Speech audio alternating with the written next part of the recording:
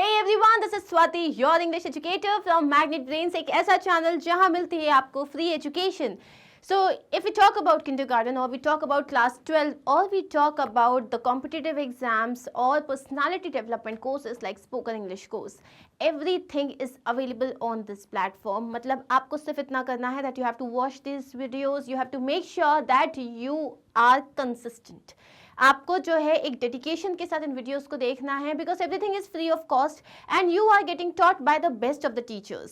So make sure that you are doing this so that you can get really good marks in your exams. And now to get good marks here I am with some sample paper solutions for class 9th. So class 9th आपके लिए sample paper questions हैं for English. तो मतलब ये है कि हम एक सैम्पल पेपर कर चुके हैं and I am sure that आपने उसको बहुत अच्छे से समझा होगा. Now we are going to start with sample paper 2, जिसमें हम एकदम जो आपके एग्जाम में पेपर आने वाला है उन्हीं की लाइंस में पेपर सॉल्व करने वाले हैं, which means a lot of practice questions for you. So are we ready? Start करें. चलिए स्टार्ट करते हैं. अब आपको ये बहुत अच्छे से पता है दैट हमारी जो चांदनी मैम है उन्होंने ऑलरेडी प्रीवियस ईयर क्वेश्चंस खत्म कर चुके हैं. She has also completed the NCERT solutions and here I am just with some sample papers. तो बस आपका बेस रेडी हो चुका है और मैं यहाँ पे आपको जो है प्रैक्टिस करवाने के लिए आई हूँ. तो बस अब हम स्टार्ट करने वाले हैं हमारे सैम्पल पेपर्स के साथ. The general instructions are there. The time period is 3 hours. So your entire exam like entire this English का जो पेपर है it would be divided into 3 sections. पहला सेक्शन हो जाएगा रीडिंग, जिसमें आपके अनसीन पैसेजेस आएंगे. सेक्शन बी जो होगा उसमें होगा ग्रामर और creative writing and section C will have literature. All these sections are very important. कौन से सेक्शन से स्टार्ट करना है ये आपका कॉल होगा बिकॉज आपका कौन से सेक्शन में बहुत अच्छा होल्ड है. जब आपको फर्स्ट 15 मिनट्स दिए गए हैं टू अंडरस्टैंड योर पेपर, तब आप you have to go through the paper to understand आपको कौन सा सेक्शन बहुत आसान लग रहा है. समटाइम्स इट हैपन्स कि हमें लिटरेचर बहुत अच्छे से आता है बट यहाँ पे आके आपको लगता है यार लिटरेचर के क्वेश्चंस थोड़े घुमावदार हैं, मैं रीडिंग पैसेज से स्टार्ट करना चाहती हूँ. So you have to take a call like this. And then remember that word limit is very important. You have been given a word limit. Also you have been given certain questions जो जिसमें आपको choices दी हुई हैं. Internal choices दिए हैं. All questions are compulsory. Internal choices दिए हुए हैं. So you already know this. Shall we begin with section A of sample paper 2? चलिए start करते हैं. So here is our passage. In life, we sometimes have disagreements with people. जिंदगी में कभी कभार हम लोगों से मतलब हाँ में हाँ नहीं मिला पाते, अग्री नहीं कर पाते. When this happens, the important thing is to try not to let a calm discussion turn into a heated argument. Now this happens जब तक सामने वाला हमारी बात से अग्री कर रहा है then we are happy. But the moment उसने disagree करा हमारी बात से तो हमारी जो बात जो एक सिंपल सा जो डिस्कशन होता है वो एक आर्ग्यूमेंट में कन्वर्ट हो जाता है. The best example is मम्मा पापा की लड़ाई. So it starts with nothing but it ends with really big, right? So you should not lose your calm और एक सिंपल डिस्कशन को एक हीटेड आर्ग्यूमेंट नहीं बनाना चाहिए. But of course this is easier said than done. लेकिन ये जो बात है ये बोलने में काफ़ी आसान है, करने में काफ़ी मुश्किल है. The way you begin the conversation is very important. जिस तरीके से आप अपनी कॉन्वर्सेशन को बिगिन करते हो वो बहुत ज़्यादा इंपॉर्टेंट होता है. Imagine you're the student sharing a flat with another student who you think isn't doing her share of housework. This is a very common problem. अगर आप में से कोई लोग ने कभी अपने cousins को या आप लोग अगर हॉस्टल में रह रहे हो तो आपने देखा होगा that if you have a roommate, so what happens, आपको कभी कभी ऐसा लगता है यार I'm doing all the things. मैं utensils भी मैं ही क्लीन कर रहा हूँ, रूम भी मैं ही क्लीन कर रहा हूँ, and the other person it's like he or she is not doing anything. If you say, look, you never do your share of the housework, the discussion will very soon turn into an argument. अगर आप ऐसे कहोगे यार तुम अपना काम कभी नहीं करते हो तो जो डिस्कशन है वो तुरंत आर्ग्यूमेंट में कन्वर्ट हो जाएगा. It's much more constructive to say something like, I think we had better have another look about how we divide up the housework. अब इसको बोलने का एक और तरीका ये है कि मुझे लगता है कि हमको एक बार और ये चीज़ डिसाइड करनी चाहिए कि किस तरीके से हम घर का काम डिवाइड कर रहे हैं. तो आपने सामने वाले को गलत नहीं कहा लेकिन आपने अपनी बात भी रख दी. If you are the person who is in the wrong, just admit it. This is the easiest and best way to avoid an argument. Just apologize and move on. अगर आपको लगता है कि आपकी गलती है तो the best thing that you can do is admit your mistake कि हाँ मुझसे गलती हो गई, और उस चीज़ को ख़त्म करने का और मूव ऑन करने का यही एक तरीका है कि आप अपोलोजाइज कर दो. The other person will have more respect for you in the future if you do that. और जो दूसरा पर्सन है उसको तुम्हारे लिए रिस्पेक्ट और बढ़ जाएगी अगर आप अपनी गलती होने पे अपोलोजाइज कर देते हो. Don't exaggerate. Try not to say things like you always come home late when my mother comes to dinner when perhaps this has only happened twice. So किसी भी बात को बढ़ा चढ़ा के बोलने की ज़रूरत नहीं है. जैसे कि अरे मुझे इतनी सी लगी आपको और आपने बोला मेरा तो पूरा हाथ ही कटते कटते बच गया है. रिमेंबर, और यू आर सेइंग कि तुम्हारी जब भी मेरी माँ आने वाली होती है तुम हमेशा लेट आ जाते हो, even though that had happened only twice. This will just make the other person think you are being unreasonable and will probably make him or her stop listening to your arguments. जब किसी को ये लगता है, realise होता है कि आप जो हो गलत बात पे झगड़ा कर रहे हो, आप अनरीजनेबल हो रहे हो, तो आने वाले टाइम में वो आपके आर्ग्यूमेंट्स को भाव ही नहीं देता. उसको क्या लगता है ये तो गलत बात पे ही झगड़ा करती है. Sometimes we just can't avoid a discussion turning into an argument. कभी कभी आपको पता है ये डिस्कशन आर्ग्यूमेंट में कन्वर्ट होगा ही होगा, and you just cannot avoid it. But if you do start arguing with someone, it is important to keep things under control. लेकिन अगर आप किसी से आर्ग्यू भी कर रहे हो, अगर कोई आपकी बहस भी हो रही है, तो उसमें भी you have to keep things under control. ये नहीं कि जूता उठाया और फेंक के मार दिया, right? Don't raise your voice. Raising your voice will just make the other person lose their temper too. अगर आप चिल्लाने लग जाते हो, जैसे होता है आपको गुस्सा आता है, the first thing that happens to you is आपकी आवाज़ बहुत तेज़ हो जाती है. Remember that you have to have that control, क्योंकि जहाँ आपका आवाज़ बढ़ा तो सामने वाले का गुस्सा भी बढ़ जाएगा.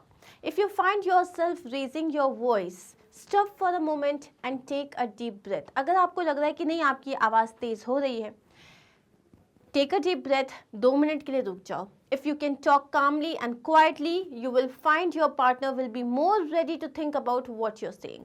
अगर आप अपनी बात को धीरे से, तमीज़ से, काम तरीके से बोलोगे तो आपका जो पार्टनर है वो आपकी बात को ज़्यादा अच्छे तरीके से समझ पाएगा. It is also very important to stick to the point. एक और चीज़ जो बहुत ज़्यादा important है कि आप to the point की बात करो. पेरेंट्स के साथ ये बहुत होता है. आज की गलती पे डांटते नहीं है, वो तो डांट पड़ती ही पड़ती है. 2 महीने पहले क्या किया था, 3 साल पहले क्या किया था, बचपन से तुम क्या करते हुए आ रहे हो, it comes on to that. So stick to the point. Try to keep the topic you are talking about. आप जिस टॉपिक पे बात कर रहे हो उसी बारे में झगड़ा करो. झगड़ा हो भी रहा है तो उसी टॉपिक पे स्टिक रहो. ये नहीं कि दूसरे टॉपिक निकाल के गड़े मुलते उखाड़ लिए. Don't bring up old arguments or try to bring in other issues. पुराने आर्ग्यूमेंट्स, पुराने झगड़े लाने की ज़रूरत नहीं है, दूसरे इश्यूज लाने की ज़रूरत नहीं है. Just concentrate on solving the one problem and leave the other things for another time.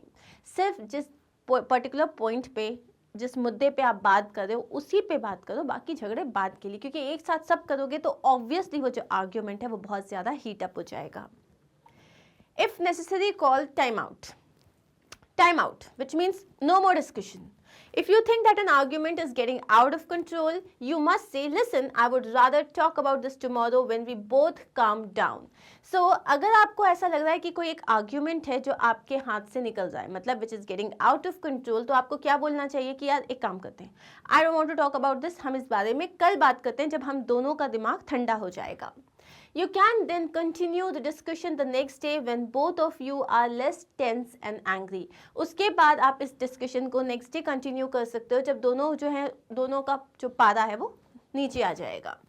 That way there is much more chance that you will be able to reach an agreement. इससे क्या होगा, एक आपका chances बढ़ जाते हैं कि आप एक अग्रीमेंट पे आ पाओगे. You will also probably find that the problem is much easier to solve. और नेक्स्ट डे क्या होगा, जब तक आपका पारा डाउन हो जाएगा आपको समझ में आ जाएगा प्रॉब्लम इतनी बड़ी थी ही नहीं. So sometimes it's really important to just sleep over it. मतलब उस बात को रात में ना, रात भर आप अपने आप को रिलैक्स कर लो. Some people think that arguing is always bad. This is not true. कुछ लोगों को लगता है कि झगड़ा करना हमेशा गलत होता है, ये सही नहीं है. Conflict is a normal part of life and dealing with conflict is an important part of any relationship. Conflict तो होगा, झगड़ा हमारी जिंदगी का एक सच है और झगड़ा हर रिलेशनशिप में होता है, ये भी एक सच है. If you don't learn to argue properly when a real problem comes along, you will be prepared to face it. So if you don't learn to argue properly, अगर आप को सही तरीके से बहस करना आपने नहीं सीखा, when a real problem comes you won't be prepared to face it. जब एक एक्चुअल प्रॉब्लम आएगी तो आप उससे प्रिपेयर ही नहीं रहोगे आप कि उसे आप फेस कर पाओ।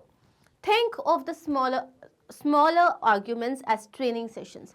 छोटे छोटे झगड़े जो होते हैं ना, इनको ट्रेनिंग सेशंस मानने चाहिए कि ये हमें बड़े झगड़े के लिए प्रिपेयर करता है। Learn how to argue cleanly and fairly. किस तरीके से आप सही तरीके से अपनी बात को सामने रख सकते हो और फेयर तरीके से उस बात को ख़त्म कर सकते हो। It will help your relationship become stronger and last longer. इससे जो आपके रिलेशनशिप्स हैं, चाहे वो आपके पेरेंट्स के साथ हो, फ्रेंड्स के साथ हो, स्पाउस के साथ हो, वो बहुत ही ज़्यादा स्ट्रॉन्ग हो जाएगा एंड काफ़ी ज़्यादा लंबा भी चलेगा। So that is it. This was our first paragraph. I love it कि किस तरीके से कभी कभी कुछ पैराग्राफ जो होते हैं हमें वो लाइफ के मोरल लेसन्स दे देते हैं। समथिंग ऐसा लगता है कभी कभी कुछ पढ़ के कि यार ये इस वक्त मुझे सुनना ज़रूरी था। I mean it was good. चलो let's start with the questions. So we have got 12 questions, out of which we have to do 10.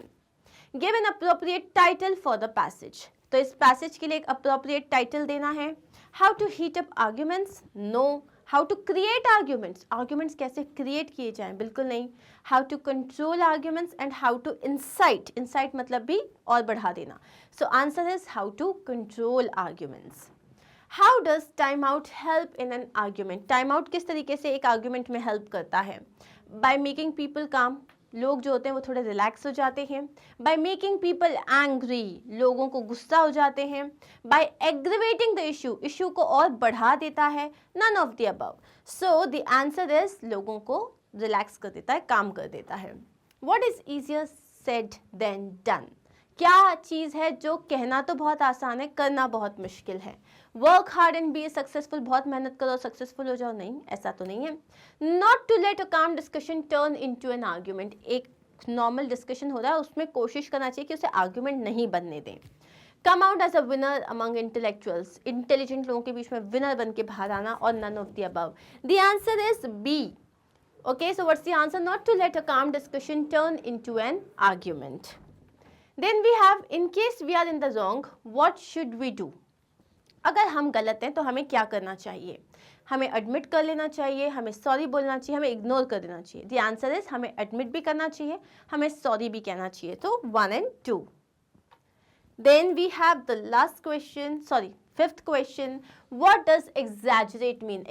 Exaggerate का मतलब होता है बढ़ा चढ़ा के बताना, overstate करना, abridge मतलब छोटा कर देना, compress छोटा कर देना, decrease कम कर देना. So the answer here is overstate, बढ़ा चढ़ा के बताना. Dash can strengthen our relationships. कौन सी चीज़ हमारी रिलेशनशिप को स्ट्रेंथन कर सकती है? Learning to argue eagerly. अब एकदम जल्दी जल्दी आर्ग्यू करना सीखना है. लर्निंग टू रिमेन अलूफ, एकदम अलग. अलूफ का मतलब एकदम आप इनडिफरेंट हो जाओ, अलग रहो. लर्निंग टू आर्ग्यू फ्रीली, आज़ाद मन से झगड़ा करो, बिंदास. Learning to avoid arguments, arguments को अवॉइड करना. So obviously the answer is arguments को अवॉइड करोगे तो ही रिलेशनशिप अच्छे होंगे. If a complaint is exaggerated, the other person, अगर कोई भी कंप्लेन है उसको तुमने बढ़ा दिया, अरे तुमने तो इतना गलत किया, तो दूसरा पर्सन क्या होगा? Think that you are unreasonable, of course. ठीक है, the answer is A, कि दूसरे पर्सन को लगेगा तुम unreasonable हो रहे हो. The second paragraph suggests that. Second paragraph क्या suggest कर रहा है? We must share our things. How we start a discussion is very important.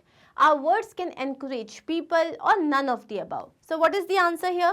The answer is किस तरीके से हम discussion start करते हैं वो बहुत important है. While arguing, we must bring other topics. हमें और पुराने टॉपिक्स को भी लेके आ जाना चाहिए. हमें अपनी आवाज़ बहुत ऊंची कर लेनी चाहिए. हमको exaggerate नहीं करना चाहिए. Blame बनाना था, एक दूसरे को blame करना चाहिए.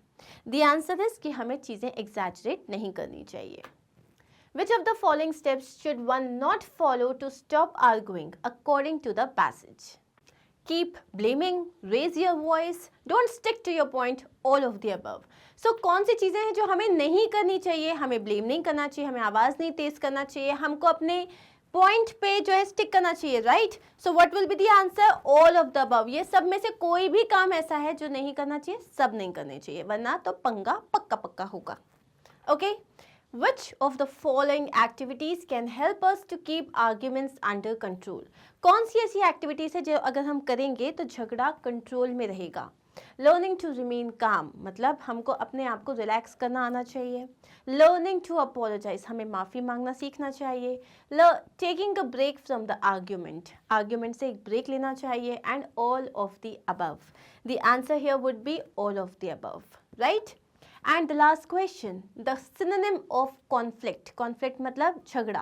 So what is the similar word for this? Concord, serene, dispute or harmony. Harmony मतलब शांति. Serene मतलब subtle, एकदम relaxed, शांत. Concord is also the same. So answer would be dispute. Dispute का मतलब क्या होता है? कोई झगड़ा, कोई पंगा, फूट डालना basically.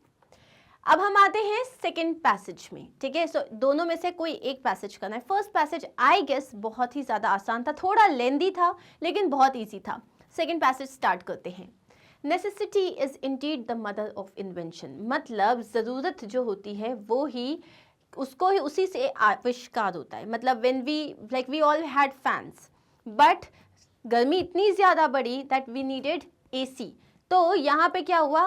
We needed something, right? Something was necessary and then only it was invented.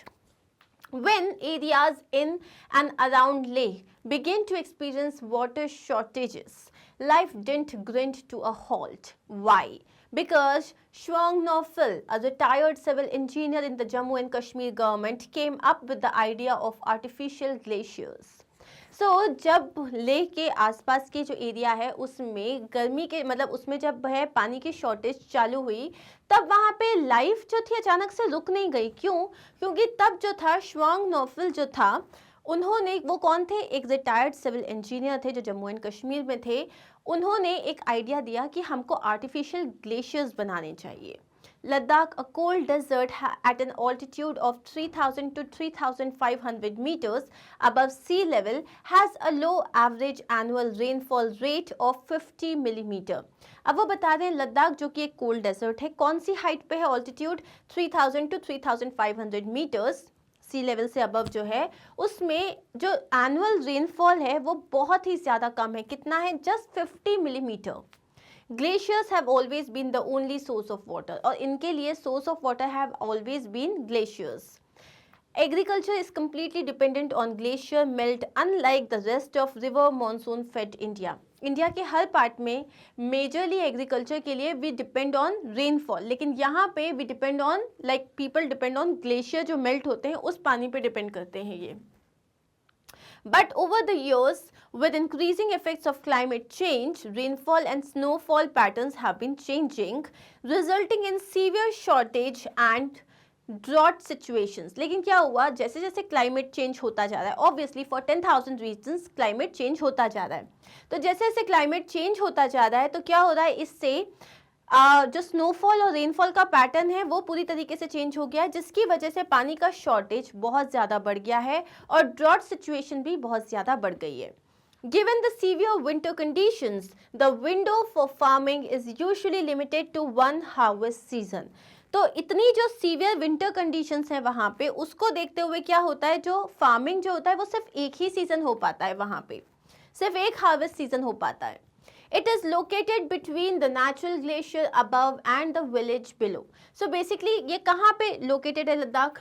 Natural glacier above और village नीचे है.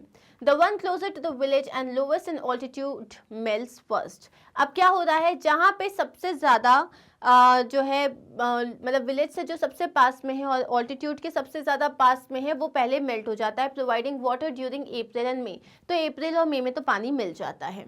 द क्रूशियल सोइंग सीजन, उसी टाइम पे जो है फसल बोई जाती है. Further layers of ice above melt with increasing temperature, thus ensuring continuous supply to the fields. अब क्या होता है? बहुत सारी लेयर्स हैं, तो सबसे पहले लेयर तो सबसे पहले अप्रैल मई में ही आप जो है पिघल गई. उसके बाद जैसे जैसे टेम्परेचर राइज होता है उसी हिसाब से ग्लेशियर मेल्ट होने लग जाता है. उसके बाद क्या बोल रहे हैं यहाँ पे? 10 farmers have been able to manage 2 crops instead of 1. तो इस तरीके से जो फार्मर्स हैं वो एक की जगह 2 क्रॉप को मैनेज कर पाते हैं. It cost about 1,50,000 rupees and above to create one. एक को मतलब ये जो आर्टिफिशियल ग्लेशियर को क्रिएट करने के लिए 1.5 लाख रुपए लगते हैं। Fondly called the glacier man, Mr. Norfil has designed over 15 artificial glaciers in and around Leh since 1987. So, Mr. Norfil जो है इनको ग्लेशियर मैन भी कहा जाता है और 1987 से लेकर अभी तक इन्होंने 15 आर्टिफिशियल ग्लेशियर्स सेटअप किए हैं। In recognition of his pioneering effort, he was conferred the Padma Shri by President Pranab Mukherjee in 2015. और उनके इस पायनरिंग मतलब उन्होंने खुद से एक पहल करी और इतना ज़्यादा एफर्ट लिया, इसके लिए इनको प्रेसिडेंट की तरफ से पद्मश्री अवार्ड मिला था। कब मिला था? 2015 में मिला था। There are a few basic steps followed in creating the artificial glacier. Artificial glacier को क्रिएट करने के कुछ बेसिक स्टेप्स होते हैं। River or stream water at higher altitudes is diverted to a shaded area of the hill facing north. तो जो river होता है और जो स्ट्रीम का जो पानी होता है जो हायर ऑल्टीट्यूड से आता है उसको जो है एक जो शेडेड एरिया होता है हिल का उसमें डाइवर्ट कर देते हैं जो कि नॉर्थ को फेस कर रहा होता है, where the winter sun is blocked by a ridge और अ माउंटेन रेंज। जहाँ पे जो विंटर सन है वो ब्लॉक हो जा रहा है, मतलब वो सीधा पड़ नहीं रहा है इसके ऊपर, एक माउंटेन से रुक गया या रिज से रुक गया है। At the start of winter मतलब नवंबर की जब स्टार्ट होती है, the diverted water is made to flow into sloping hill face through distribution channels. अब ये जो पानी है जिसको हमने डाइवर्ट कर दिया है उसको जो है स्लोपिंग हिल में जो है गिराया जाता है थ्रू डिस्ट्रीब्यूशन चैनल्स, अलग अलग डिस्ट्रीब्यूशन चैनल्स से। Stone embankments are built at regular intervals which impede the flow of water. मतलब पूरे जो पत्थर होते हैं उसके बांध बना दिए जाते हैं ताकि पानी का जो बहाव है उसको मेंटेन किया जा सके। Making shallow pools and freeze, ताकि उसके छोटे छोटे पूल्स बन जाओ जहाँ पे वो पानी फ्रीज हो जाए। Forming a cascade of ice along the slope, जिसमें पूरा आइस जम जाता है। Ice formation continues for 3 to 4 months resulting in a large accumulation of ice which is referred to as an artificial glacier. अब ये जो है 3-4 महीने तक बहुत ज़्यादा ये जो है बर्फ जमा हो जाता है और इसी को जो है आर्टिफिशियल ग्लेशियर कहा जाता है। ओके अब यहाँ पे है number of tourist who visited ले। तो ले जाने वाले जो टूरिस्ट थे वो कितने थे? तो अगर आप देखोगे 2010 और 11 का आपके पास डेटा है। अप्रैल में 3400 थे, मतलब 3410। फिर मई में देखो कितने ज़्यादा बढ़ गए 16,518, जून में 22,000, जुलाई में 22,415, अगस्त में फिर कम होगा और सितंबर में कम। मतलब आप ये समझ सकते हो कि जो पीक सीजन होता है जाने का वो होता है जून। 2011 में भी जो है इसमें देखा जाए तो अप्रैल में 3001 लोग, मई में 26,310, जून में 33,908 और जुलाई में 46,000। उसके बाद अगस्त में फिर 37,000 और सितंबर में 20,833। यहाँ पे नंबर्स में बहुत ज़्यादा ड्रास्टिक चेंज है। सबसे हाईएस्ट जो गया हुआ है वो है जुलाई, मतलब 46,000 लोग, 46,843 लोग जो है जुलाई में लद्दाख विजिट करने गए थे एज टूरिस्ट। अब हमारे पास ये पूरा डेटा तो आ गया। इस पर्टिकुलर पैराग्राफ और इस पर्टिकुलर डेटा के बेसिस पे अब हमारे पास कुछ क्वेश्चंस हैं। So shall we start? On the basis of your reading of the given passage, choose the correct option. Attempt any 10 of the following. What was the problem in Leh? Leh में problem क्या थी? वहाँ पे water shortage था, right? So ये तो सामने सामने दिख रहा है, it is B. What did Mr. Norfil do to solve the problem? उन्होंने क्या किया था प्रॉब्लम को सॉल्व करने के लिए? उन्होंने आर्टिफिशियल ग्लेशियर्स क्रिएट किए थे। सो what is the answer here? He designed over 15 artificial glaciers. When did maximum tourists visited Leh? मतलब when did maximum tourists visit Leh? ले सबसे ज़्यादा कब गए थे? 2011 में गए थे। कब गए थे? June, July, right? So the answer is July 2011. When did the lowest number of tourists visit Leh? सबसे कम लोग कब गए थे? सबसे कम लोग गए थे अप्रैल 2011. Now give a synonym of limited. Limited का पर्यायवाची बताना है। Restricted, abundant मतलब बहुत सारा, एक्सीडिंग मतलब बढ़ता ही जाना, ओवरफ्लोइंग मतलब एकदम बाहर निकल जाना। सो ऑब्वियसली सिमिलर वर्ड क्या होगा यहाँ पे? लिमिटेड जो है इसका सिमिलर वर्ड होगा restricted. Okay, what is the similar word? Restricted मतलब कम। अब क्या है, श्वोंग नोफिल, ये कौन थे? ये एक साइंटिस्ट थे, रिटायर्ड डॉक्टर थे, रिटायर्ड सोशल वर्कर थे? नहीं, ये एक रिटायर्ड सिविल इंजीनियर थे। Ladakh is an altitude of, क्या था? हमने पढ़ा था 3000 से 3500 metres. Okay, mister Nofil was awarded, क्या मिला था इनको? पद्मश्री मिला था। कब मिला था? 2015 में। So what is the answer? Padmashri in 2015। Dash visitors visited Leh in May 2000, May 2010 में कितने थे? 16,518। लद्दाख क्या है? कोल्ड डेजर्ट है। So what is the answer? B. Pioneering, pioneering मतलब किसने पहल करी? अगर तो इनिशिएट करना, कंक्लूड मतलब खत्म कर देना, कन्फर्ड और fading. The answer is initiate करना, मतलब किसी चीज की पहल करना। Last question, the number of visitors to Leh in July 2010 was dash than those who visited in July 2011। तो यहाँ कंपैरिजन है कि जो जुलाई 2010 और जुलाई 2011 में जो नंबर ऑफ विजिटर्स थे वो 1/3 थे, डबल थे, लेस देन हाफ थे या हाफ थे। So the answer here is कि एकदम आधे से भी कम थे। Okay, are we clear with this? So यहाँ खत्म होता है हमारा section A. Now we are going to start with section B, which is grammar. So we have got around 12 questions. Out of that we have to attempt 10. चलिए start करते हैं. The first question that we have here is of gap filling. Plastic dash extensively used in many parts of the world. So plastic, अब यहाँ पे अपन को subject verb agreement को ध्यान में रखना है, tenses को ध्यान में रखना है. Plastic dash, अब देखो options क्या है? Been, is being, are being, were being. मतलब यहाँ पे हम यूज कर रहे हैं मतलब कंटिन्यूस टेंस। तो इज बीइंग मतलब कि इसे यूज किया जा रहा है। प्लास्टिक इज बीइंग कंटिन्यूसली और extensively use in many parts of the world. Was being तो यूज किया जा रहा था, नहीं ऐसा नहीं, आज भी यूज किया जा रहा है। आर बीइंग नहीं होगा क्योंकि प्लास्टिक जो होता है वो सिंगल एक यूनिट मानते हो आप एक प्लास्टिक मतलब आप प्लास्टिक की बॉटल या प्लास्टिक कप की बात नहीं कर रहे हो, we are talking about the entire like material. ठीक है, सो यहाँ पे क्या हो जाएगा? Plastic is being used. Next we have it dash alarming to note that it dash one of the major causes of pollution। ये जो है बहुत ही ज़्यादा अलार्मिंग है नोट करने के लिए। ये है, अगेन हम सिंपल प्रेजेंट की बात करें, इट इज़ अलार्मिंग मतलब यहाँ पे प्रेजेंट कंटिन्यूस हो रहा है। क्यों? क्योंकि यहाँ पे ing आ रहा है, तो क्या आ जाएगा यहाँ पे? It is alarming. Okay, so it is alarming. So next is it is alarming मतलब ये बहुत ही ज़्यादा खतरे की बात हो रही है कि हम क्या बात कर रहे हैं यहाँ पे, एक सेकेंड, हाँ। So it is alarming to note that dash one of the major causes of pollution, that ये है। So that it is, again यहाँ पे क्या आएगा? इट इज आ जाएगा, that it is one of the major causes of pollution. A complete ban on plastic bags dash, many feel that the ban dash with immediate effect.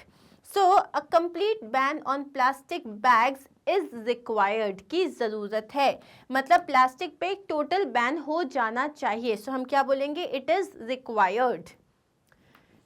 Many feel that the ban dash with immediate effect, बहुत सारे लोगों को लगता है कि जो ban है इसको इम्पोज करना मतलब होता है लगा देना। ठीक है, अब यहाँ पे shall impose, will impose, shall be impose या should be imposed. The answer is should be impose मतलब इसे इम्पोज कर दिया जाना चाहिए। ओके, विथ इमीडिएट इफेक्ट मतलब आज ही से।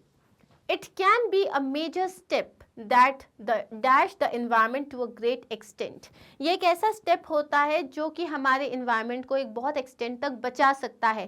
That will save, that will be saving, that will have save, that will have been saving, that will save. अब हम फ्यूचर की बात करें, सिंपल फ्यूचर की, जो सेव कर लेगा। ओके, अब आते हैं हम नेक्स्ट क्वेश्चन में।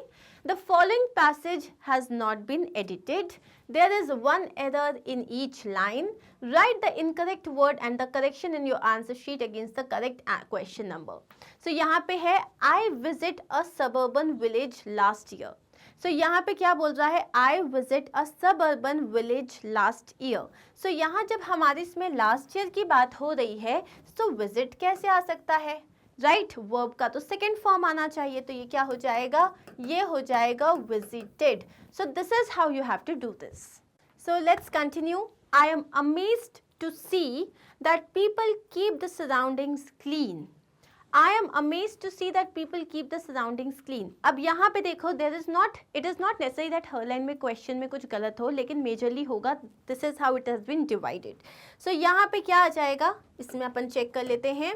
So I am amazed नहीं, अपन I was amazed कहेंगे. क्यों? क्योंकि हम past की बात कर रहे हैं. So last year मैंने एक village visit किया. I was amazed to see that people keep the surroundings clean.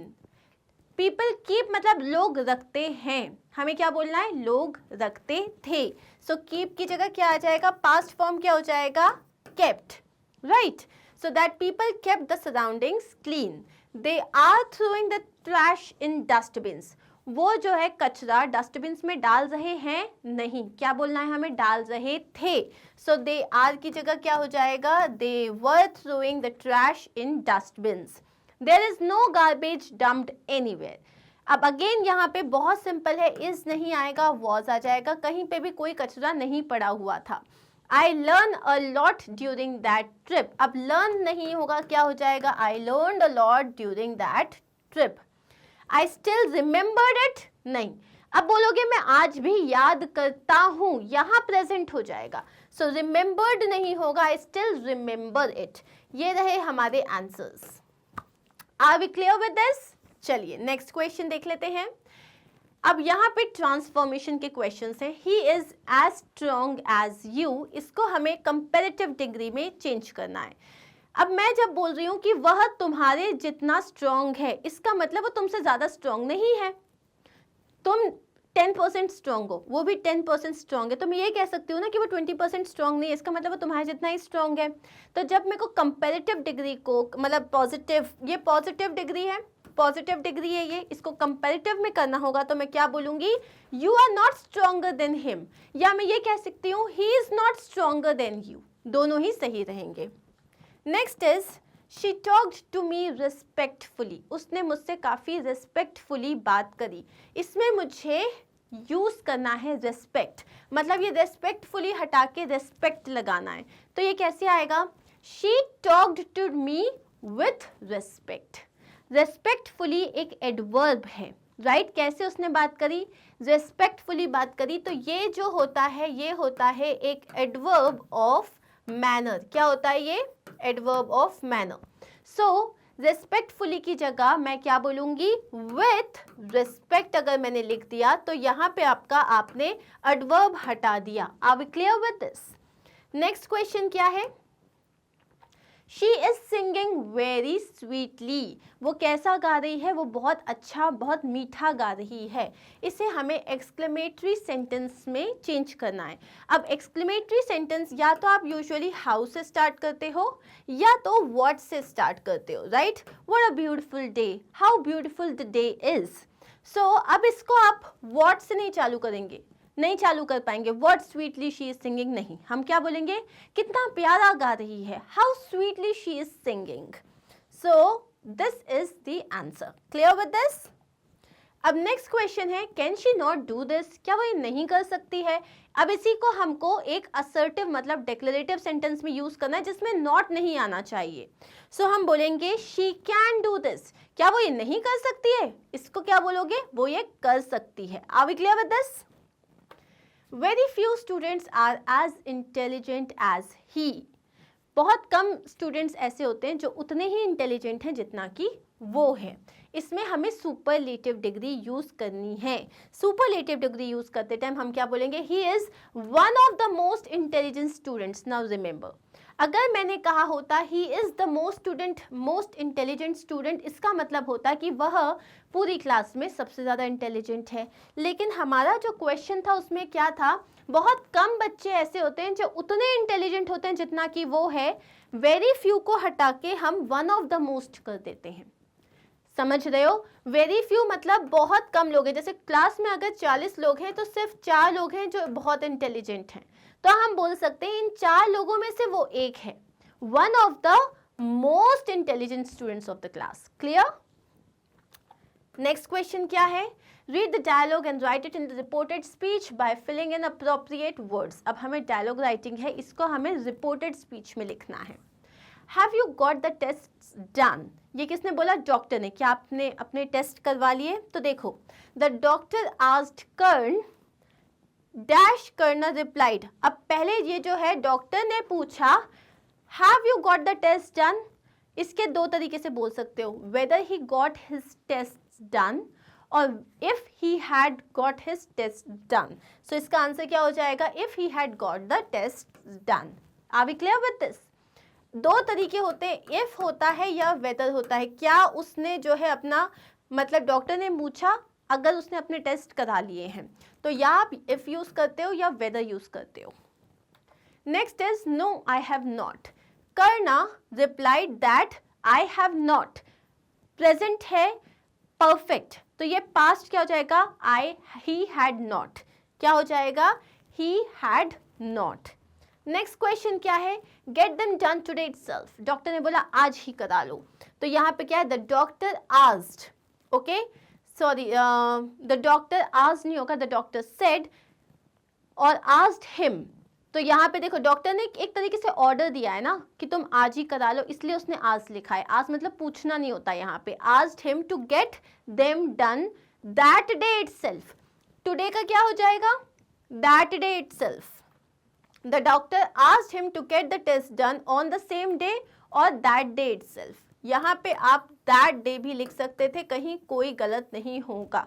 Okay, next question क्या है? Yes sure, कर्ण ने क्या कहा? Yes sure. Karna assured him that he, अब यहाँ पे क्या बोलोगे? That he would do that, that he would surely get them done the same day. आप इतना भी लिख सकते थे, that he would do that. Okay? He would do that. Next question क्या है यहाँ पे? So you have got certain like a paragraph, again gap filling है। Good body posture is important. एक अच्छा body posture बहुत important होता है।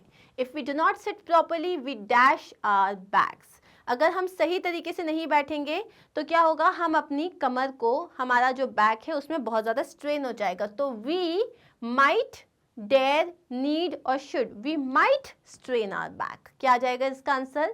might. Bad posture dash be avoided. Bad posture को avoid किया जाना चाहिए। इसमें क्या आ जाएगा? ought, need, should या will, करा जाना चाहिए। So should be avoided.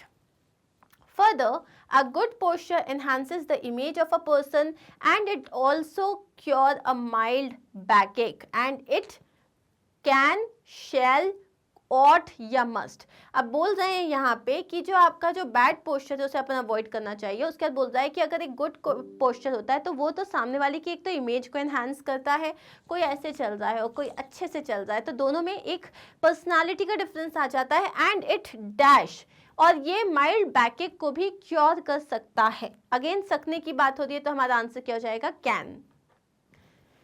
A physiotherapist usually insists that one dash also exercise regularly for complete cure of backache.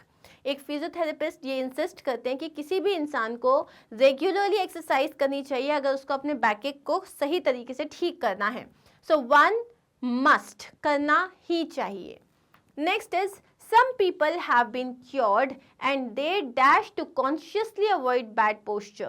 So कुछ लोगों की तबीयत ठीक हो चुकी है और वो कंटिन्यूसली इस चीज़ को बताते हैं, तो वो क्या बोलते हैं? दे ought, मतलब मोरली ये चीज़ बताते हैं कि आपको सही पोस्चर में रहना चाहिए ताकि आपकी ये प्रॉब्लम खत्म हो जाए।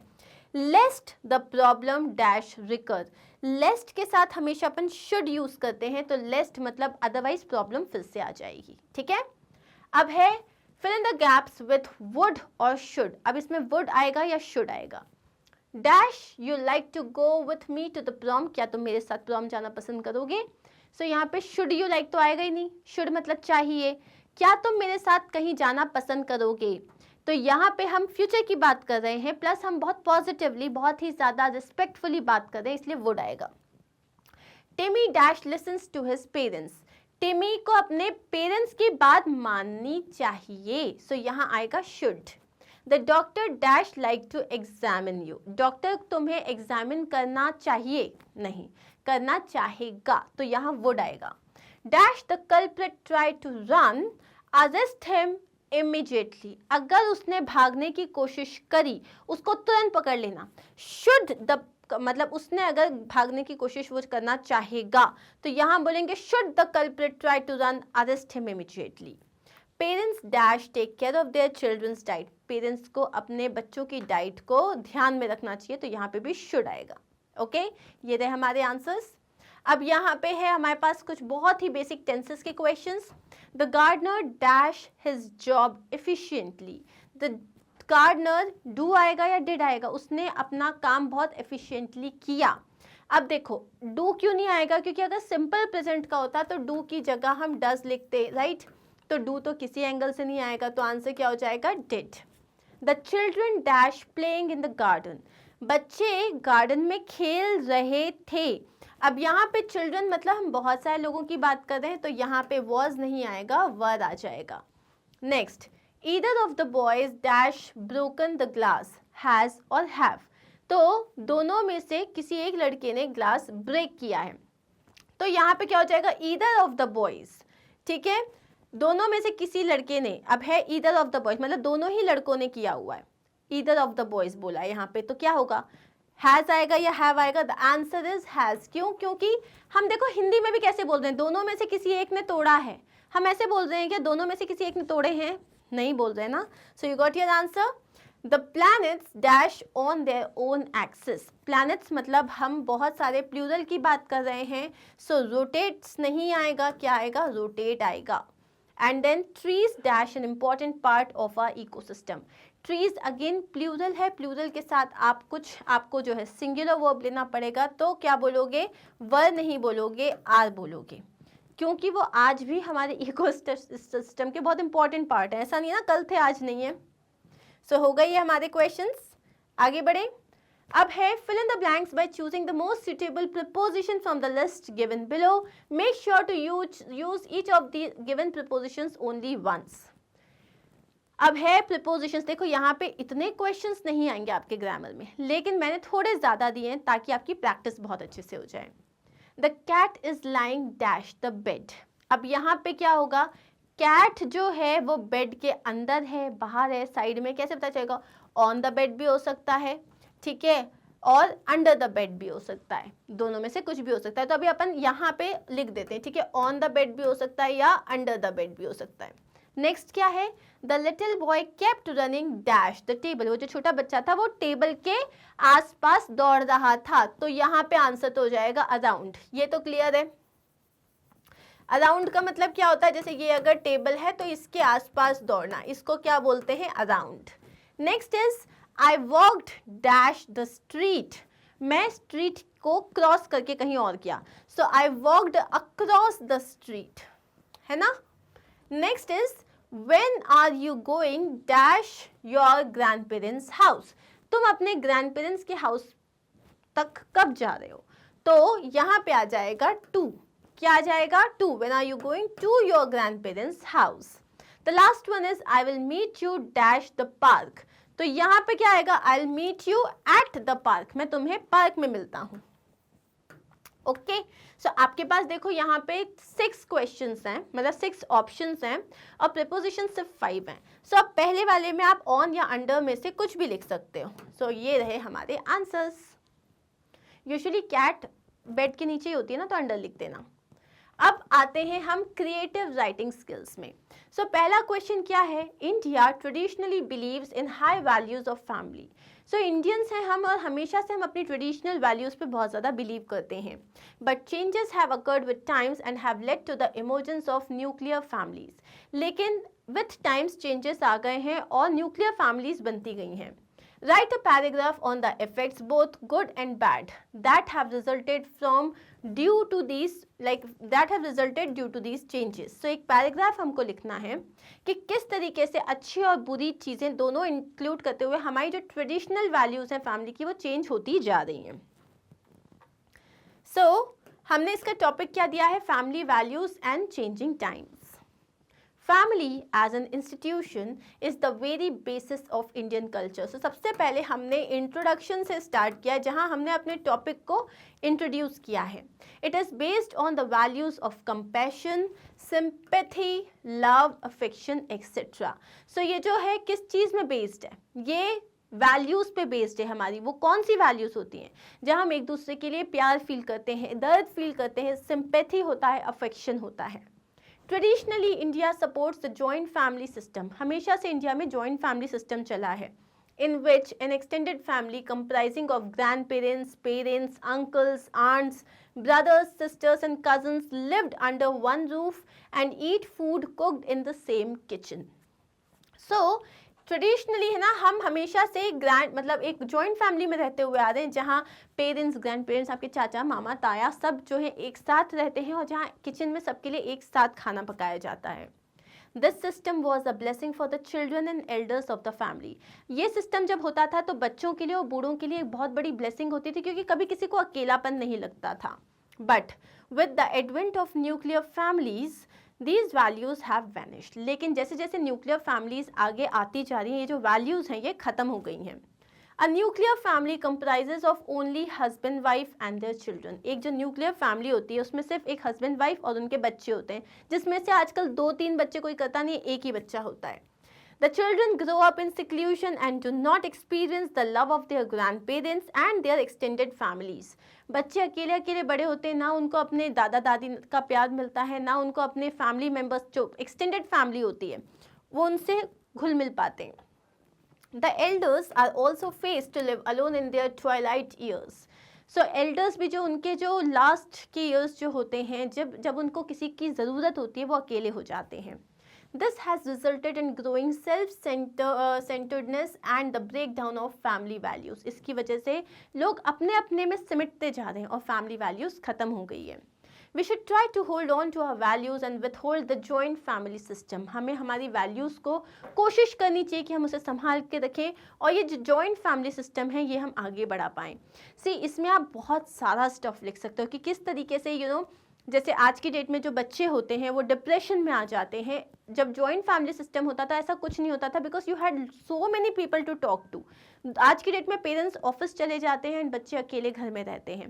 Similarly you can talk about कि किस तरीके से जो है फेस्टिवल्स होते थे, कोई भी त्यौहार होता था या कोई भी इम्पोर्टेंट ओकेशन होता था, उसमें वो अपने आप में बहुत ग्रैंड हो जाता था।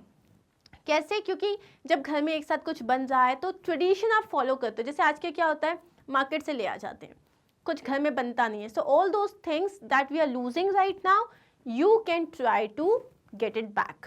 तो आपके पास इसमें बहुत पॉइंट्स है लिखने के लिए। ओके, नेक्स्ट, अब इसमें ऑप्शन जो दिया है वो देख लेते हैं। Right a paragraph describing the importance of library.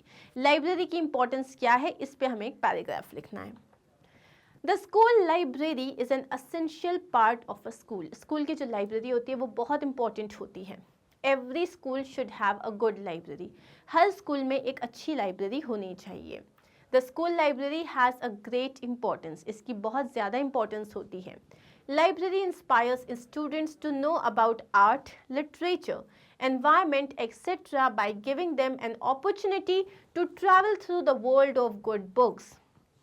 Library जो है बच्चों को बहुत ज़्यादा इंस्पायर करती है ताकि वो जो है बुक्स के थ्रू आर्ट, लिटरेचर, एनवायरनमेंट के बारे में पढ़ पाएँ, जिससे उनको एक अपॉर्चुनिटी मिलती है कि वो अपने एक छोटे सा जो उनका एक लिमिटेड एरिया है उससे बाहर निकलें, बाहर के लोगों को जानें, समझें, पहचानें, और उसकी वजह से वो क्या होता है, एक्सप्लोर कर पाते हैं, उनका इमेजिनेशन पावर बढ़ता है और वो नॉलेज एक्वायर कर पाते हैं। The books can be borrowed for a few days. Students can also read different journals and magazines in the reading room of the library. ये जो बुक्स होती हैं आपको थोड़े दिन के लिए मतलब मिलती हैं, राइट? तो ये जो बुक्स हैं जब आपको थोड़े दिन के लिए मिलती हैं तो आपके लिए एक और ऑब्जेक्टिव होता है कि आपको ये जल्दी फिनिश करनी है so that you can get another book. Discussions होते हैं क्लास में कि तुमने कौन सी बुक रीड करी, या oh this is a great book, and this is how you exchange views, and then आपको मन करता है रीडिंग हैबिट को में इंडल्ज होने का। वहाँ पे आपको जर्नल्स मिलते हैं, मैगजीन्स मिलते हैं, जिनको आप वहीं बैठ के पढ़ सकते हो। The books on varied subjects available in the school library are very important for the mental and intellectual growth of the students. ये जो बुक्स हैं जो अलग अलग सब्जेक्ट में अवेलेबल हैं स्कूल की लाइब्रेरी में, वो एक मेंटल और इंटेलेक्चुअल ग्रोथ, बच्चों के मेंटल और इंटेलेक्चुअल ग्रोथ के लिए बहुत इंपॉर्टेंट हैं. These books increase their thirst for knowledge and curiosity. अब क्या होता है जब आप बुक्स पढ़ते हो तो आपका नॉलेज बढ़ता है, क्यूरियोसिटी भी बढ़ती है. जैसे आपने कुछ पढ़ा, आपको लगता है ऐसे कैसे हो सकता है, आपको और जानने का मन करता है.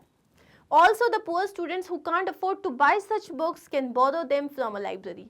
वो बच्चे जो इन बुक्स को खरीदना अफोर्ड नहीं कर सकते, वो इजीली लाइब्रेरी से जाके ले सकते हैं.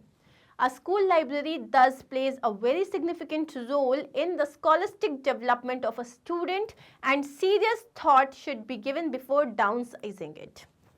इसीलिए जो एक स्कूल की लाइब्रेरी होती है वो एक बहुत ही इंपॉर्टेंट रोल प्ले करती है एक पूरा स्कॉलिस्टिक डेवलपमेंट, मतलब इंटेलेक्चुअल डेवलपमेंट एक बच्चे के.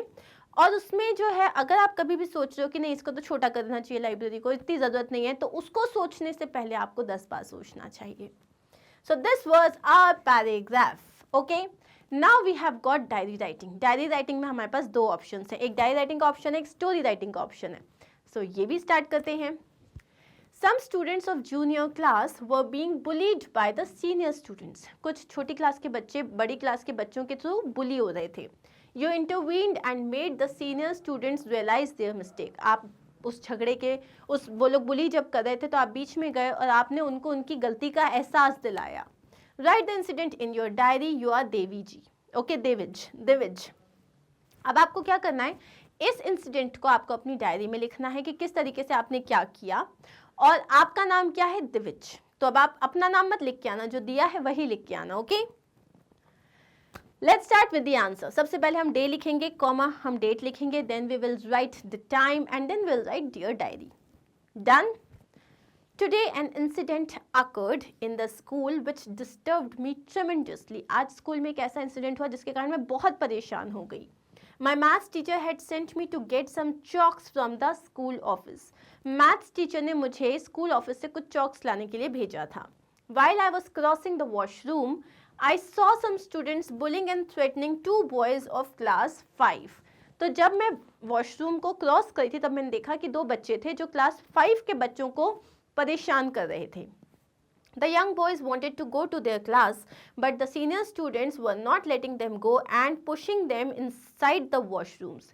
जो छोटे बच्चे थे वो अपनी क्लास में जाना चाहते थे, लेकिन ये जो बड़े बच्चे थे वो उसको जाने नहीं दे रहे थे और उनको वॉशरूम के अंदर ढकेल रहे थे. The little ones were crying and were very scared. छोटे बच्चे रो रहे थे और बहुत ज़्यादा डर गए थे. They were pleading with them to let them go. वो उनसे भीख मांग रहे थे कि हमें जाने दो. But the seniors were unperturbed, मतलब उनको कोई फर्क ही नहीं पड़ रहा था. I was very angry on seeing their behavior. मुझे बहुत गुस्सा आया उनका ये behavior देख के. I stepped in and asked them to stop their rude behavior and inquired in which class they studied. मैं अंदर गई, मैंने उनसे पूछा कौन सी क्लास में हो आप लोग, और मैंने उन लोगों को बोला कि उनसे इंक्वायर किया कि आप कौन सी क्लास में हो और यहाँ क्या कर रहे हो. On being questioned in such a manner, they fled from the scene. जब मैंने उनसे जाके ऐसे क्वेश्चन किया तो वो वहाँ से भाग गए. Then I escorted the little ones to their class and narrated the incident to their class teacher. फिर मैंने उन छोटे बच्चों की क्लास तक उनको escort किया, मतलब उन्हें छोड़ के आई और ये पूरा सीन उनकी क्लास टीचर को बताया. She immediately informed the principal, who took me to all the senior classes and asked me to identify the culprits. तो जो टीचर थी क्लास टीचर, उन्होंने तुरंत प्रिंसिपल को बताया. प्रिंसिपल उसको लेके, दिविज को लेके हर क्लास में गई और वहाँ जाके उन्होंने बोला आइडेंटिफाई करो कौन थे वो लोग. The boys were finally found in class 9C. जो बॉयज़ थे वो 9C में पकड़े गए. They got a good scolding and were suspended for the week. उनको बहुत डांट पड़ी और वो एक हफ्ता के लिए सस्पेंड हो गए. Their parents were also informed about their misdemeanor. मतलब उनके बुरे बर्ताव के बारे में उनको पेरेंट्स को भी बताया गया. As for myself, a hug from the kids made my day. और मेरी बात करें तो वो जो दोनों बच्चे थे उन्होंने मुझे हग किया and it made my day. Divij. So this is how you write your diary entry. This is like one of the best things you can do to yourself to improve your language, to make sure that you live those good moments again. और कभी कभी जब हमारा किसी से झगड़ा हो जाता है ना, so this diary entry really helps. लिखते लिखते कभी हमें ये समझ में आ जाता है कि गलती किसकी थी, और कभी कभी हमारा गुस्सा भी खत्म हो जाता है. And now we have got another question. You happen to visit the Science City, Gandhinagar as part of an educational excursion from your school. तो आप स्कूल की तरफ से कहाँ गए? गांधीनगर गए. Describe your experience in the form of a diary entry. You are शक्ति. तो आपको डायरी एंट्री के फॉर्मेट में बताना है कि कैसा रहा सारा कुछ. So here is the answer. So सबसे पहले हमने डे लिख दिया, डेट लिख दिया, उसके बाद टाइम लिख दिया. Dear diary, today as an educational trip from school, we visited the Science City in Gandhinagar. तो हम Science City गए थे गांधीनगर में. The Science City has been developed to promote scientific thinking and awareness. ये जो city है ये क्यों डेवलप की गई है? ताकि जो है आप साइंटिफिक थिंकिंग और अवेयरनेस को डेवलप कर सको. It is an educational come entertainment centre. ये पूरा एजुकेशनल प्लस एंटरटेनमेंट सेंटर है. The main attractions at the Science Center include an IMAX 3D theater, Hall of Science, thrill rider simulator, musical dancing fountain, energy education park, etc. So यहाँ पे Science Center के major attractions बता दिए आपने. I really enjoyed the 3D movie show and the dancing fountain. आपको सबसे ज़्यादा अच्छा क्या लगा है आपने वो बता दिया. The Hall of Science is a place with many exhibits and working models. यहाँ पे बहुत सारे exhibits हैं, बहुत सारे working models हैं. We were encouraged to operate various models and mechanical devices on display so that we could understand how things work. अब यहाँ क्या हुआ, हमको बहुत ज़्यादा encourage किया गया सारे जो models थे उनको देखने के लिए. Mechanical devices किस तरीके से लगाई गई थी, किस तरीके से काम करती थी, ताकि हमें जो चीज़ें हैं उनकी working समझ में आए. Thank God the place did not have a do not touch board. Thank God वहाँ पे ऐसा नहीं था कि आप किसी चीज़ को छू नहीं सकते. It was indeed an exciting trip. बहुत मज़ेदार ट्रिप थी. I look forward to visiting it again. और मेरा मन है कि हम बहुत जल्दी फिर से वापस वहाँ पे जाएं. And then you have written the name शक्ति. Easy? चलिए अब हम आते हैं final section which is literature section C. So यहाँ पे हमारे पास एक्सट्रैक्ट बेस्ड क्वेश्चंस हैं, फिर शॉर्ट आंसर क्वेश्चंस हैं, and then finally we have got long answer questions. Internal choices सब जगह है. So make sure that you restrict yourself to the word limit and also make sure that अगर आपको मतलब कितने कौन सा क्वेश्चन करना है, कितने क्वेश्चंस करने हैं, इन सब का बहुत अच्छे से ध्यान रखना है. ठीक है. So the first question that we have here is read the extract given below and answer the questions that follow. So she said to Tommy, we would anyone write about school? Why would anyone write about school? Tommy looked at her with very superior eyes. Because it's not our kind of school, stupid. This is the old kind of school that they had hundreds and hundreds of years ago. He added loftily, pronouncing the word carefully, centuries ago. Margie was hurt. Well, I don't know what kind of a school they had all that time ago. She read the book over his shoulder for a while, then said, anyway, they had a teacher. So, यहाँ पे जब Tommy और मार्गी के बीच में जो discussion चल रहा है, what is the name of the chapter? The fun they had. So, अब इस डिस्कशन के बेस पे कुछ क्वेश्चंस हैं. Tommy was looking at Margie with superior eyes because he knew something that Margie was unaware of or not aware of. Margie was silly because she did not know about. Margie silly थी क्यों? क्योंकि उसे नहीं पता था the kind of school many years ago. What was taught in the schools? The difference in real schools and mechanical teacher. The benefits of mechanical teacher. क्योंकि उसको बहुत सालों पहले जो स्कूल होते थे उसके बारे में पता ही नहीं था. So the answer is A. So now the question number 3. He added loftily. Here Tommy wanted to stress on the किस चीज़ पे stress करना चाहता था? Time period. Margie was serious and imagined a group of children being taught by a कौन पढ़ा रहा था उनको? By a human teacher. Loftily का मतलब क्या होता है? Modestly, relax होके, calmly, arrogantly गुस्से में, या keenly बहुत एकदम ध्यान लगाते हुए. So the answer is arrogantly. Next extract पे आते हैं.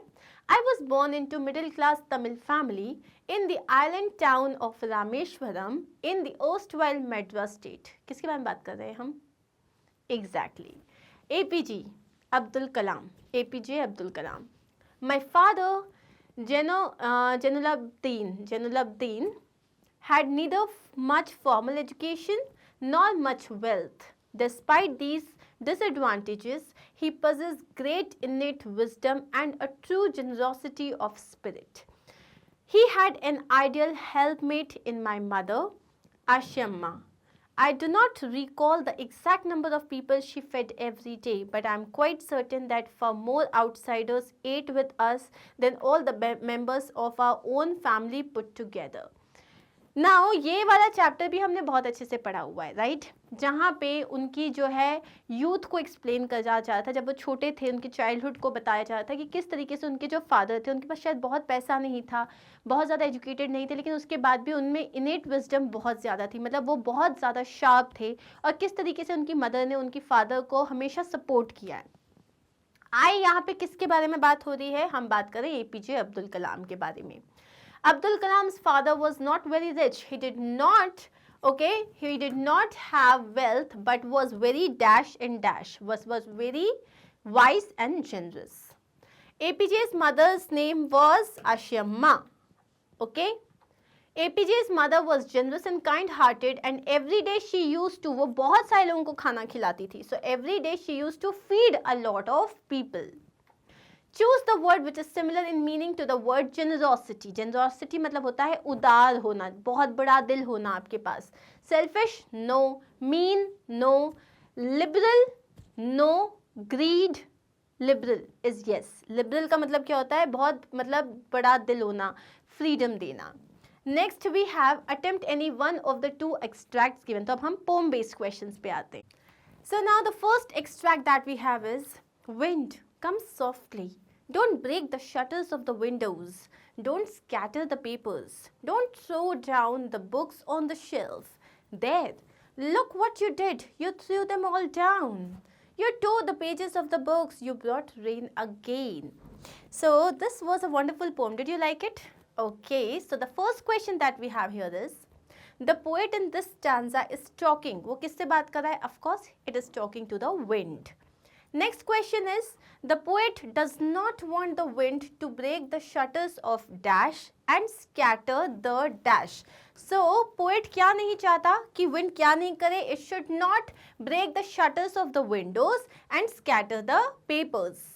Next is, the poet initially wants the wind to blow. वो initially क्या बोल रहा है कि wind को कि तुम blow करो in a destructive manner like a youth, मतलब एकदम उबड़ खाबड़ आम ताम झाम, softly like a small child, with energy and violence, in a strong manner to let things fall, ऐसा कि सब गिर जाए. So the answer is no. He wants the wind to blow, but like very softly, just like a small child.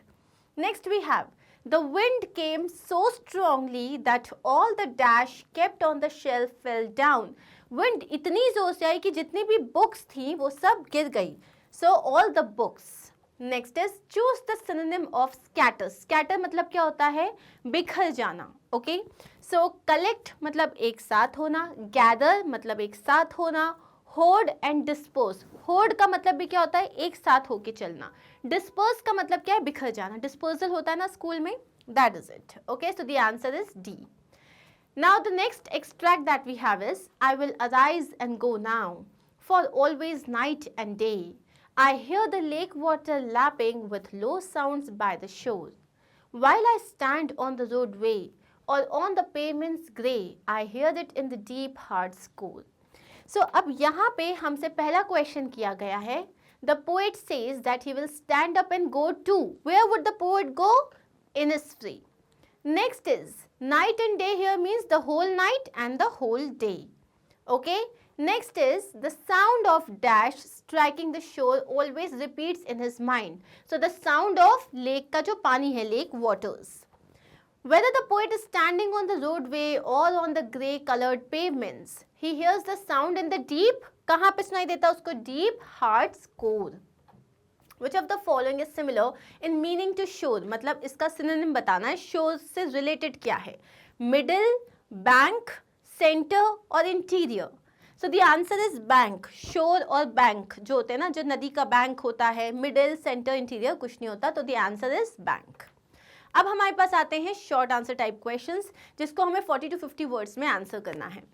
Explain how मार्जी and Tommy were assessed in their subjects. तो हमें ये बताना है पहला क्वेश्चन कि मार्जी और टॉमी को उनके सब्जेक्ट्स में किस तरीके से असेसमेंट उनका कैसे हुआ था।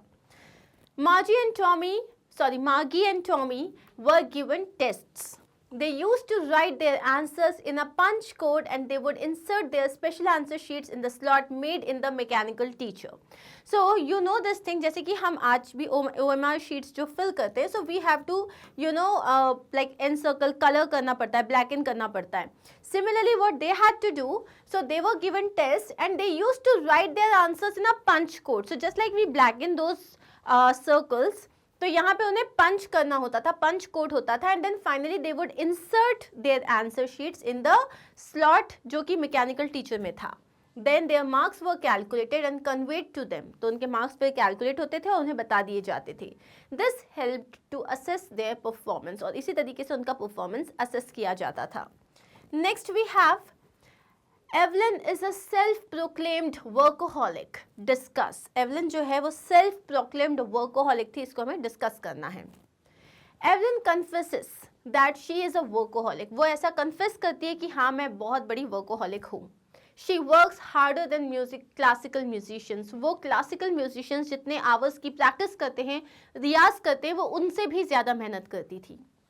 Apart from the regular concerts, she also gives free concerts in prisons and hospitals. उसके जो regular concerts होते थे, उनके अलावा वो prisons में और hospitals में free of cost जो है performance देती थी. She also conducts high priority classes for young musicians. और वो जो है high priority classes भी conduct करती थी young musicians के लिए. So basically she was a workaholic. Why did Einstein write a letter to Franklin Roosevelt? उन्होंने फ्रैंकलिन रूजवेल्ट के लिए एक लेटर क्यों लिखा था आइंस्टाइन ने? Albert Einstein wrote a letter to the American president Franklin D Roosevelt on 2 अगस्त 1939. Question है क्यों लिखा था ना, ऑन द बेसिस ऑफ कितने मार्क्स का है, आप जो हो एक्स्ट्रा इन्फॉर्मेशन डाल सकते हो. जैसे यहाँ हमने डाला है कि जो लेटर था लिखा कब गया था. In it he wrote that a single nuclear bomb might destroy the whole port if exploded there. उन्होंने उसमें लिखा था कि एक सिंगल न्यूक्लियर बॉम्ब जो है वो पूरे पोर्ट को डिस्ट्रॉय कर सकता है. It might also destroy the surrounding territory. वो इतना ज़्यादा, उसका जो पावर है वो इतना ज़्यादा है कि वो सराउंडिंग टेरिटरी को भी पूरा डिस्ट्रॉय कर सकता है. Einstein hinted that the mad race for atomic bomb could destroy the world. Einstein ने उसमें बोला कि ये जो एटॉमिक बम बनाने की जो ये मैड रेस हो रही है, इसमें पूरी दुनिया ख़त्म हो सकती है.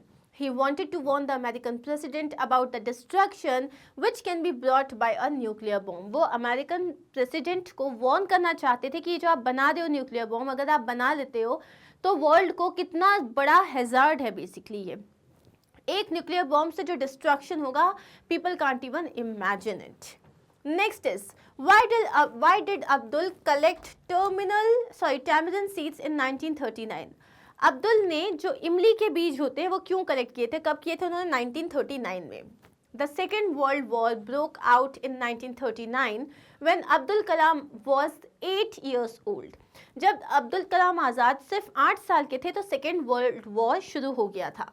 During that period there arose a sudden demand for tamarind seeds. उस पीरियड में अचानक से इमली के बीज की बहुत ज़्यादा डिमांड आने लग गई. कलाम used to collect these seeds. कलाम जो है ये सीड्स कलेक्ट करते थे. He used to sell them to a provision shop on Mosque Street. Mosque Street पे एक provision shop थी, वहाँ जाके वो इन सीड्स को बेच देते थे. A day's collection brought him a good sum of 1 आना.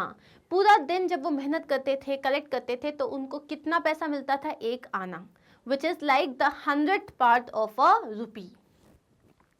Next is, how does the author indulges himself on his visit to Kathmandu?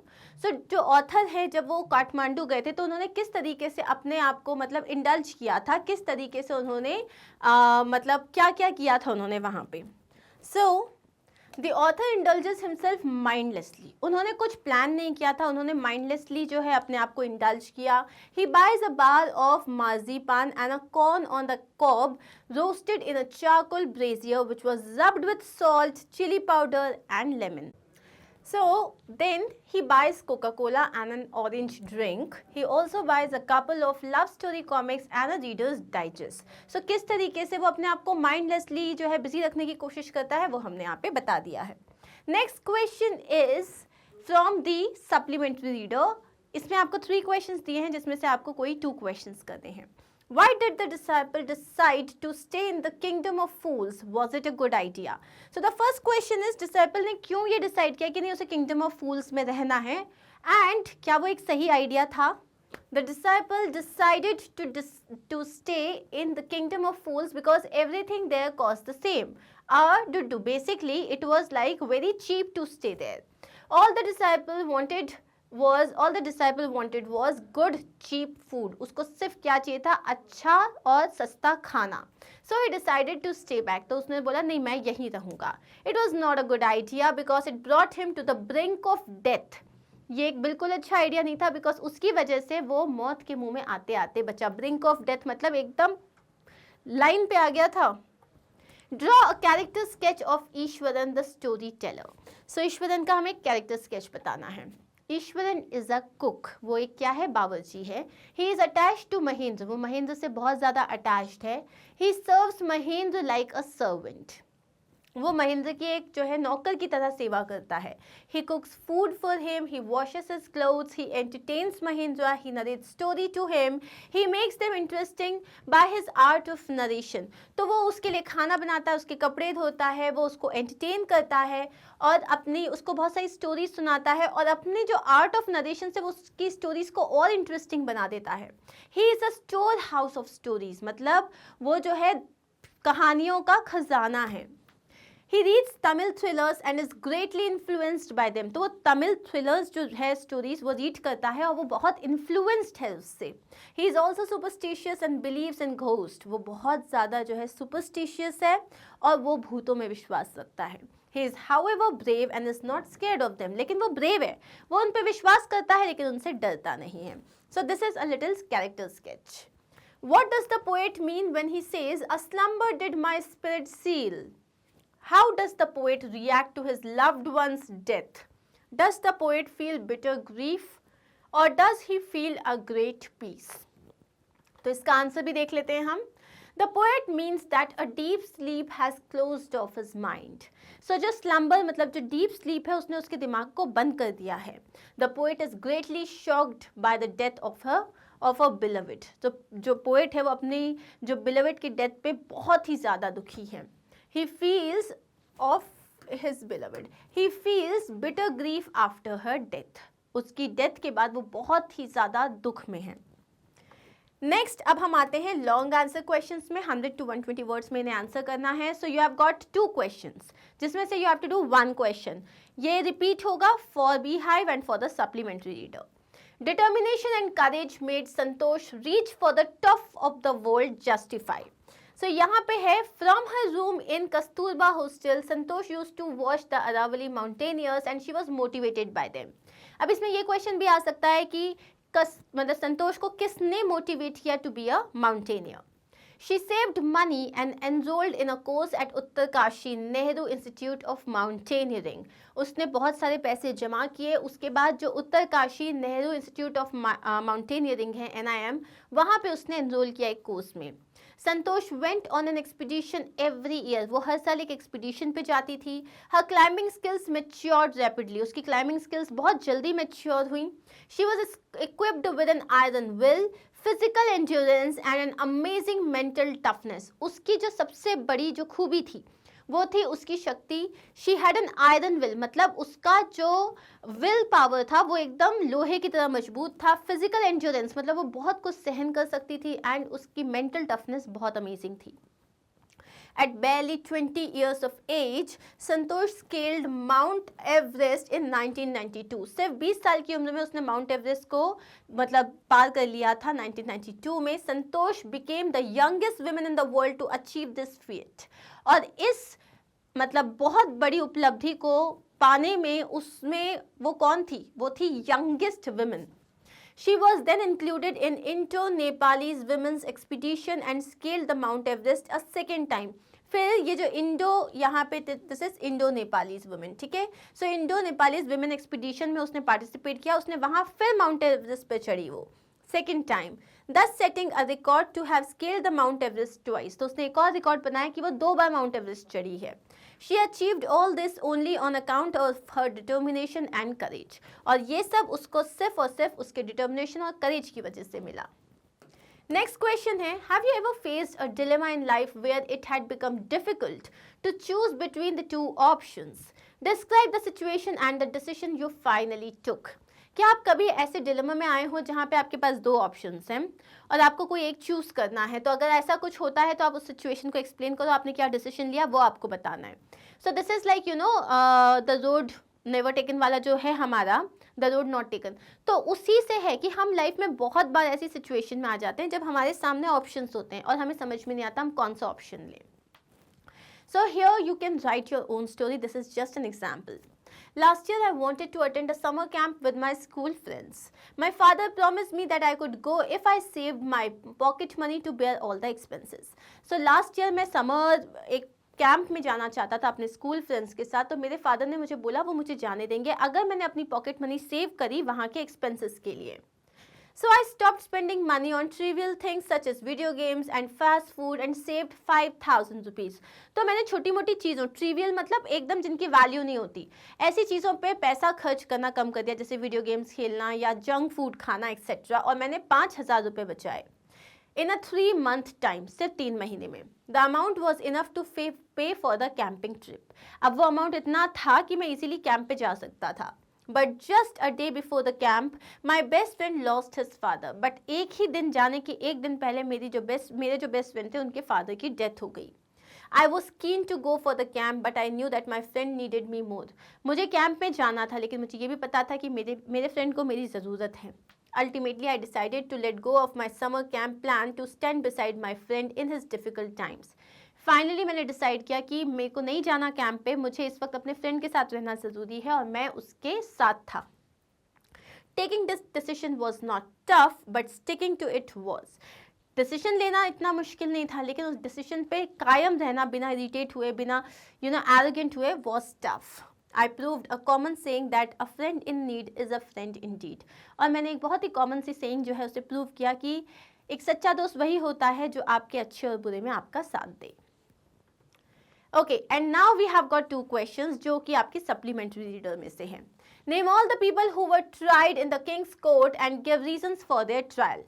So उन सारे लोगों के बारे में बताना है जो कि किंग के कोर्ट में जिनका ट्रायल हुआ था और क्यों हुआ था ये बताना है. So सबसे पहले है the merchant. His wall fell on a thief and killed him. सबसे पहले मर्चेंट क्योंकि उसकी जो दीवार थी वो एक चोर पे गिर गई और वो मर गया था. द ब्रिकलेयर जो मतलब ईंटा जो है वो लगाता है. He built a weak wall which fell down and killed the thief. उसने जो है एक बहुत ही कमज़ोर वॉल बनाई जो गिर गई और उसकी वजह से thief मर गया. A dancing girl. She was going up and down the street all day with her ankles jiggling. She was young then. She distracted the bricklayer who was building the wall. Because of this, he built a weak wall which fell down and killed the thief. तो जो dancing girl थी वो सुबह से लेकर रात तक जो है मतलब जिंगल कर रही थी जिसकी वजह से ब्रिक लेयर का ध्यान भटक गया, जिसकी वजह से उसने वीक वॉल बनाई और जिसकी वजह से थीफ मर गया. The gold Smith. He made the dancer come many times to his shop. He gave her excuses because he couldn't finish her jewelry. He had to finish the rich merchant's order because they had a wedding coming and they couldn't wait. अब gold Smith की problem ये थी कि उसने बार बार dancing girl को बुलाया क्योंकि उसका काम हुआ नहीं था, क्योंकि उसको जो है वो जो रिच मर्चेंट है उसकी बेटी की शादी के लिए उसको जो है काम पूरा करना था. और रिच मर्चेंट की क्यों गलती थी?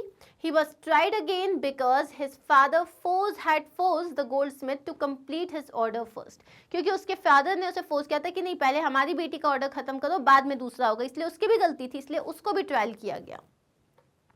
Next question. What are the precious things mentioned in the story? Why are they precious? So the answer is the precious thing mentioned are the leaden heart of the happy prince and the dead bird. जो precious things है वो क्या है? Leaden heart of the happy prince and the dead bird. These are precious because the happy prince and the swallow, the bird sacrificed themselves for the service of the poor. इसीलिए क्योंकि जो happy prince था जो swallow थी उन दोनों ने अपने आप को sacrifice कर दिया to help the poor. The happy prince was generous and selfless and was greatly moved by the misery of the poor and helpless people.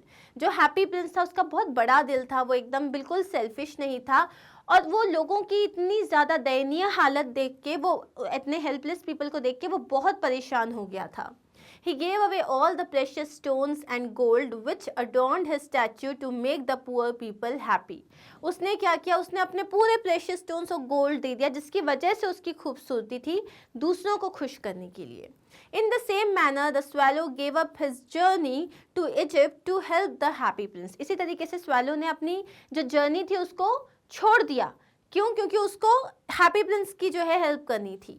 He became his messenger and carried the precious stones and gold to the poor and needy people. Instead of going to Egypt, उसने क्या किया, वो happy prince का messenger बन गया और वो gold और precious stones जो है poor और needy people लोगों के पास लेके जाता था.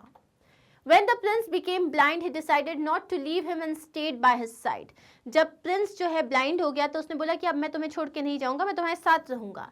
It became colder and colder, but still the swallow did not leave the prince's side, and at the end he died at the feet of the statue of happy Prince. बहुत ठंड पड़ने लग गई, बहुत ज़्यादा ठंड पड़ने लग गई, फिर भी वो नहीं गया. फाइनली वो उस हैप्पी प्रिंस के स्टैच्यू के नीचे ही मर गया. On his death the happy prince leaden heart broke in two. उसकी डेथ पे जो उनका जो लेडन हार्ट था वो 2 टुकड़ों में टूट गया. So when God asked his angels to bring the 2 most precious things from the world below, they brought the dead swallow and the broken leaden heart. So जब उन गॉड ने बोला कि नीचे से 2 सबसे प्रेशियस चीज़ें लेके आओ, तो उन्होंने वो ब्रोकन हार्ट और स्वैलो की डेड बॉडी ली.